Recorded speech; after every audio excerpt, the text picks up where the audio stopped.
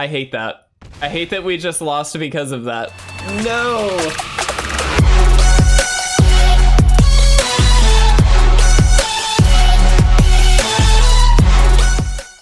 What's going on, guys? If you want to support our content and pick up this month's amazing Patreon rewards, you can do so at patreon.com/itresolves. If you're interested in custom playmats and sleeves, visit yourplaymat.com and use code ITRESOLVES10YP for 10% off your entire purchase. What is going on, everybody, and welcome back to another gameplay video. As a reminder, please make sure, if you're not already, to subscribe to our channel. It really would mean a lot. It's great to have all the new people in the community hanging out with us, so thank you so much for watching. But today, we're jumping into Selesnya Ramp. This deck was off of MTG Goldfish. I believe Christopher Williams submitted this, but it is a very, very powerful card, and we've got a lot of, or powerful deck, excuse me, with a lot of new powerful cards that, in my opinion, is extraordinarily good. Now, a lot of the cards in the list are still from like tried and true classics that we've seen previously. So we do have things like Esika's Chariot, Skyclave Apparition, Scute Swarm, the Innkeepers, just some basic stuff that we have seen for a while, but we do get to throw Wrenn and Seven into the mix here, throwing out lands, being able to spit out that amazing -3 giant token. That Tree Folk token is huge. So really, really excited to be playing again with Wrenn and Seven. We do have Storm the Festival as well, which is a card that I recently learned about, which is really good. 6 mana, look at the top 5 cards of your deck. You can put 2 permanent cards with mana value 5 or less from them onto the battlefield, but the rest on the bottom in any order. As you'll note, most of the deck is 5 or below, except for Emeria's Call, which is okay, because, you know, if we whiff on that, it's still a land at the end of the day. And then this does have flashbacks, so we can actually replay this as well. We do have Yasharn in here. When it enters the battlefield, search for a basic forest and a basic plains.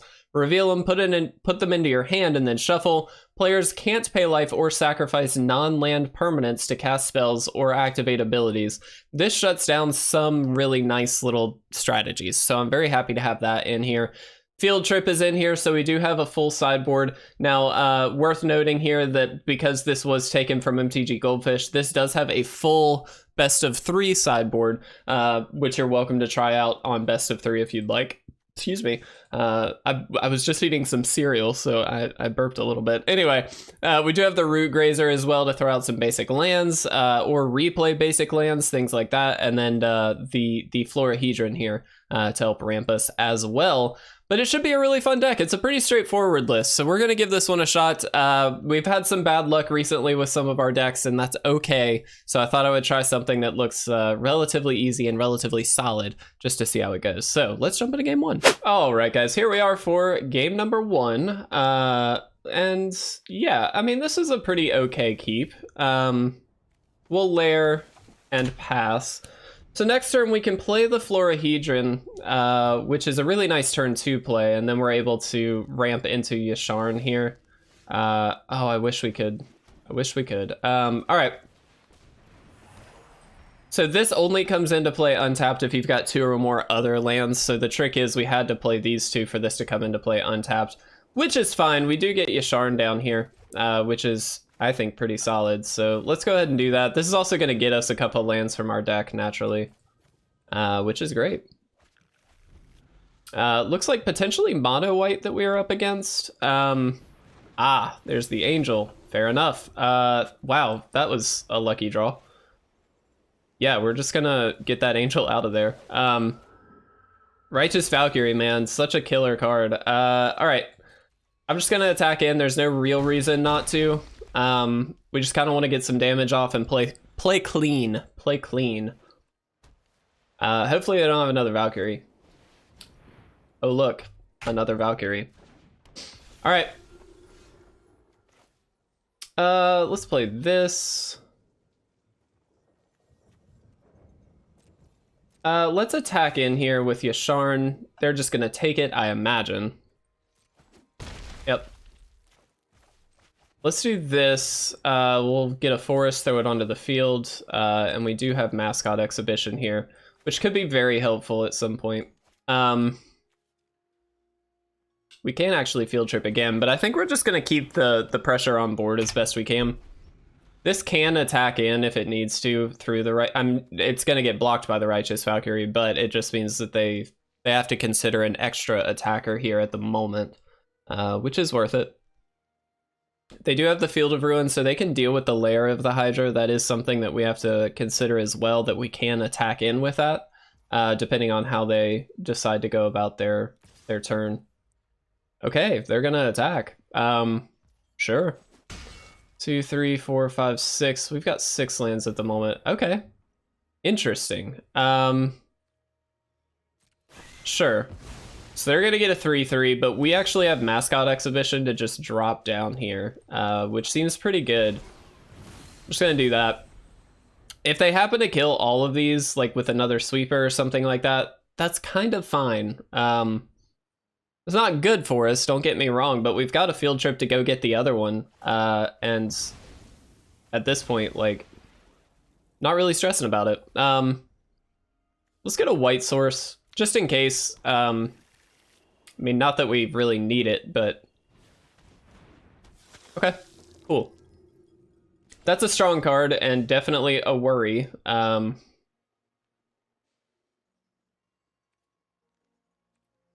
right. I'm going to attack in with everything. And we'll see how they decide they'd like to block. Cool. With that in mind, we are going to throw Yasharn out there. Gonna get us a couple extra lands, just deck thin a little bit as well. We can throw this out. And then I'm gonna go ahead and search up that second exhibition here.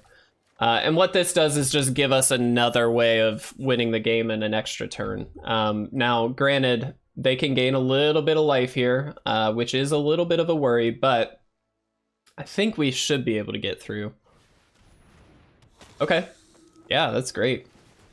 These do trigger each other, which is quite good. But they do only have 2 mana left. Okay. So this now has lifelink. Sure. Pretty good. Oh, that's just perfect. Let's do this first. And then let's drop this. That means non-angel creatures we control gain indestructible. So now we just attack in.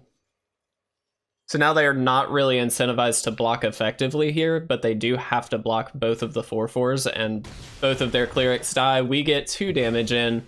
They do gain 3 back, but crucially, these are still indestructible. So even if they do sweep, we don't just die. In fact, all we lose are the 2 angels here. So that's kind of fine. I think that set us up beautifully. That Emeria's Call was just about the perfect draw. And there we go, guys. We got our first win. Very, very smooth play. I love that. Let's jump into game 2. All right, guys, here we are for game number 2. And do we keep this? It's a little bit unexciting, but we do have a number of lands in our deck, so I'm gonna try it. We'll see if it works. Unfortunately, we really need more of the white sources for the Skyclave Apparition. We do still have the Storm the Festivals to get to, so that's not a bad thing. There we go. Let's get that Rootgrazer down. We'll have the Skyclave Apparition up this following turn, so if they do happen to play something here, like an Oran Refuse, we can actually just kind of get it off the field and not stress about it. Oops, let's make sure we play the correct land. There we go. Let's go ahead and do this. Get that out of there, and then we can actually just Vigilance attack in for 2. I love the straightforwardness behind this list. It just seems very, I don't know, just kind of nice. Awesome. So let's do this. We're going to throw a basic land onto the field. That's getting us a little bit closer here. There's a Chariot as well. That's pretty good. Let's play that Esika's Chariot. Get a couple tokens. And I mean, we just pass here. This is a really difficult thing for us to deal with. That Battle Mammoth is very challenging. So hopefully we can do something. Okay. Wow, they did not attack. All right, fair enough. Well, we've got the Storm the Festival, so we're gonna play it. Let's do this. Let's do this. I think we just -3 the Wrenn. This just gives us a really powerful card on the crackback here, so I feel like that's worth it. We can actually get 2 of these if we want. It's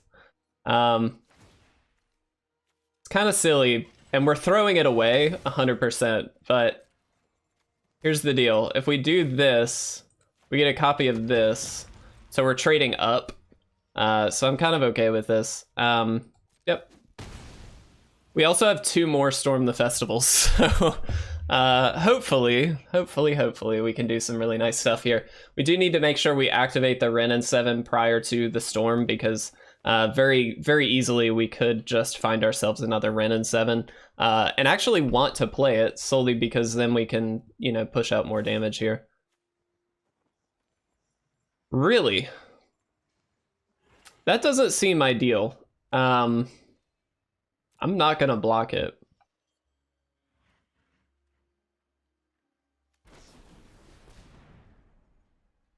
Okay. Sure. I mean, can they do it again? Do they just win? Are you serious? That is so stupid. I hate that. I hate that we just lost because of that. No! Oh, that was so dumb. All right. Yeah, you got it. Good to know about that card. Let's move on. All right. That was such a dumb way to lose. Yeah, this is a keep. Really banking off the Innkeepers here, but we actually get to ramp with them, so that's pretty helpful. These do drop the treasure tokens, so we should be able to get Wrenn and Seven down here pretty quickly. All right, looks like mono white, which is a very scary deck. Let me be clear. Let's drop the Innkeeper. Honestly, Skyclave Apparition, a really solid draw, because at some point we are going to need to deal with some of these little guys. And so any amounts of removal here is going to be great. Oh. Well, that's interesting. So I think what I'm going to do is throw this out tapped, throw out the Innkeeper, which is going to get us another treasure here, and then I'm just going to pass. I kind of want to keep these around because the life gain that they represent is quite strong, especially doubled up like this. So next turn we just play the Skyclave Apparition plus maybe the Florahedron if we'd like to use a treasure.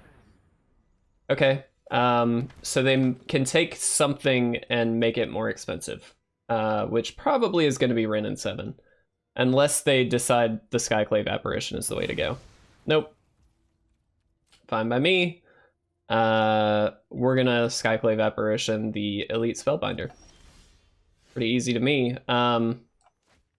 Throw you out.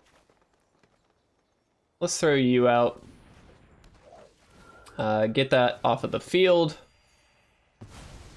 I mean, it seems pretty straightforward. Now, do we want to play the Florahedron? I actually think it's worth it, solely because this gains us a couple life. Before these die, this is going to gain us a couple life. This is also repeated ramp, whereas the treasure tokens are also just kind of one-shot deals. We could be attacking in right now, truthfully, but I'm kind of holding off. We should, for all intents and purposes, we should be able to kind of get outpower these mono white lists. May not be the case, but we're gonna do the best we can. All right. Thankfully, this doesn't hit anything. 2, 3, 4, 5, 6. So we need 7. So we do have the land. We can just play the Wrenn and Seven and get a really big boy down. So that seems like the play. Let's go for green. We do want to make sure we have enough green to play Storm the Festival, so that is very relevant. Let me just do this. Cool. We have a 5/5 with reach. Now they do, I'm sure, have Skyclave Apparitions here or something, and so I'm not banking on this 5/5 sticking around for very long, but at the very least, it's gonna require a spell on their end, and in the meantime, we've gained multiple 7 life in total, honestly, which is pretty solid. Wow, okay, that is not what I thought they would hit with the apparition. Interesting. That's very interesting. Kind of aggressive, a little greedy on their part. Yeah. I really hope they forget that this thing has reach. I'm not highlighting it. I'm not gonna do it. They did forget. Well, I guess they didn't forget, but we're just gonna kill this. Get that out of there for sure. All right, let's do this. Let's do this. Pretty straightforward. We get a couple cat tokens, gain 4 life. And I mean, I feel pretty confident. Granted, again, if they just have another Skyclave Apparition, they can deal with the 6/6, which is not ideal.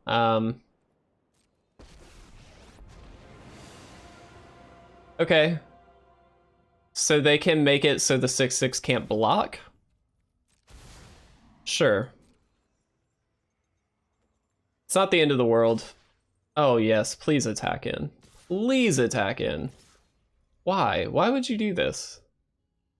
This isn't a very smart attack here, truthfully. We're just gonna do this. I'm only gonna block one of them, but it's a free kill here. So the question is, which do we want to go for? I think we'll kill the Skyclave Apparition. This just gives us an extra body that we can then attack back to the master. Yeah, that was pretty straightforward. All right, what do we want to do here?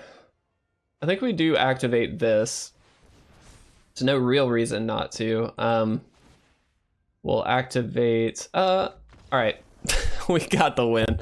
Yeah, that was not super well played by the opponent, which is okay. Let's jump into another game. We've got some time here. All right, guys, here we are. This might be our last game, if I had to guess, but this is a pretty easy keep. We have the Innkeepers, which can lead us into that Wrenn and Seven. We've also got the Florahedron, so this is a pretty easy one. I think what we'll do is lead on the Innkeeper.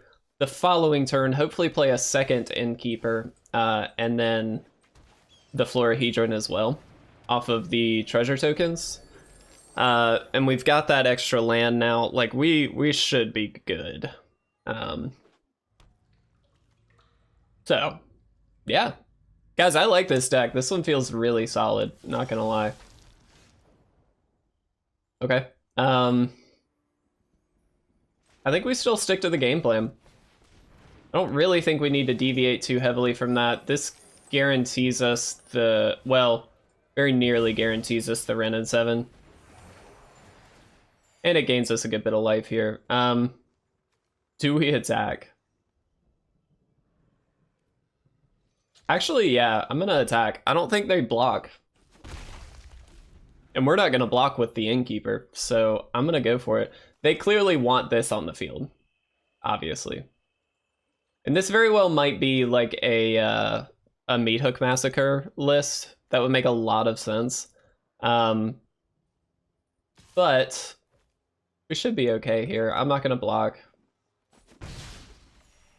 They gain their life back, that's fine. And they didn't play anything. Alright, I am gonna drop this as a land, because at this point the goal is to go ham with the Wrenn and Seven, so we really just want as much stuff on the field as we can get. What you gonna do? Truthfully, we should have done this post-combat, but all good. Well, actually, no, maybe not, because that life gain. Who knows? I'm gonna say no attacks this time. This does have Menace and Lifelink. We might want to block it with the Innkeeper and the 4/4. Oh, they're just gonna sack it. Wow. Okay. Yeah, that's fine. I mean, it's not good for us, but that's kind of okay. Again, Meat Hook Massacre is what I'm worried about, truthfully. They can do it for, what, 4 here? Is that correct? I think I'm correct in saying that. which would wipe our board. But crucially, it wouldn't deal with the Wrenn and Seven. And we still have plenty of mana to just drop more stuff next turn, so. Ah, this stupid piece of crap. I hate this card. It's such an annoying card. All right, I'm gonna do this. Wow, we got a lot of lands out of that. That was super good. It was really, really good. Let's drop the Chariot. That's gonna give us just a lot more life here. And I guess we can go ahead and throw this out. Again, still worried about the Massacre, but we're in it to win it, gents. We're here to just do the thing. Get in as much damage as we can and pass. Now, crucially, this skeleton does have to attack, thanks to the skeletal swarming. So thanks to our board, at least at the moment, we should be able to deal with it, but the Meat Hook Massacre is going to happen. Like, there's no doubt about it. Is this that scary? It's not that scary, I don't think.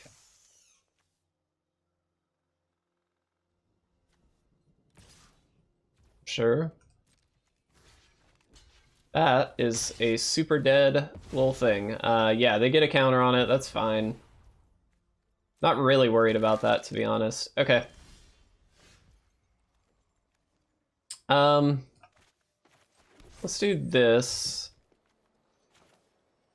I think we just Emeria's Call. It seems really good. We're gonna use one of these angels to do the thing. I'm just gonna do this. Let's drop both of these lands. It's gonna power up the 8/8 here. All right. Oh, I guess that was a bit of a mistake. We should have activated the Chariot, I guess. Well, no, we couldn't have, really. All right. How do we do this? So we need 3 things to attack this to kill that. And then everything else can go here. And we want another 8/8. All right, we did it. I mean, that's a solid turn. That's all I'm saying.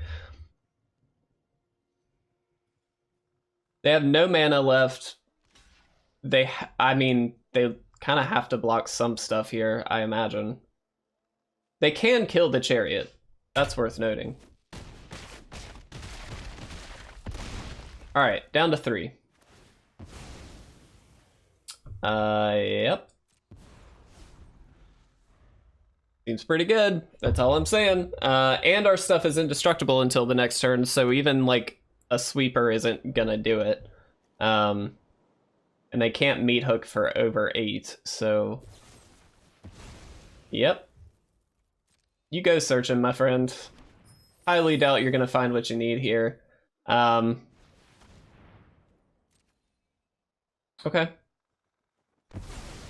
So that does get rid of some stuff worth noting, but we still have plenty to do here. There it is. All right, we got it. Guys, let's chat about this list. This is a good one. All right, so Selesnya Ramp, how do we feel? Obviously pretty good. The deck itself runs super smoothly, super consistently. I highly recommend you trying this one out, because I do think that in terms of just gameplay, this one doesn't have, there's a lot of nuances to it for sure. Excuse me, in particular during the late game, but in general, it's a relatively straightforward list, but one that really puts the power down. I mean, you got to see just how powerful our board was in just that last game. I mean, that was really nice.